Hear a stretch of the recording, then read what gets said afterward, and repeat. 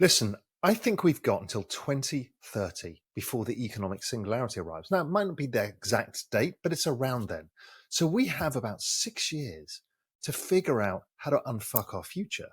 I've put together a report to help you called Prepare for 2030. It's going to help you take the first steps in that journey to make sure you're secure past 2030. There's a lot to dig into.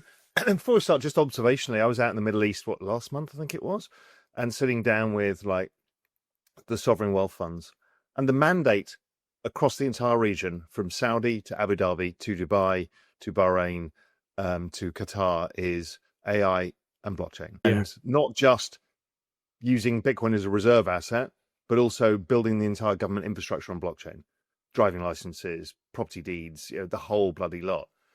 So it's it's fascinating to see.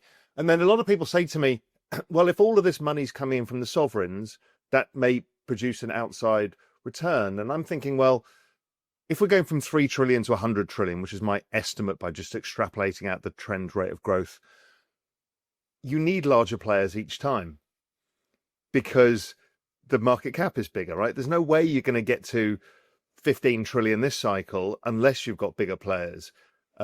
So it's kind of, I don't think it's what people think it is. I think it's just a function of the size of the market. The bigger it becomes, the more that those people are involved, and the more blockchain technology gets used, the more it uses the alts for infrastructure rails, for new forms of compute and storage and all the other things that are coming. So I just thought it was interesting because everyone's like, oh my God, it's a super cycle because of this. I'm starting to err towards, well, we've talked about this before, a longer cycle, just because the business cycle is still below 50. So generally it takes a while to climb up. And then we use the GMI Financial Conditions Index, and that has a 9-month lead.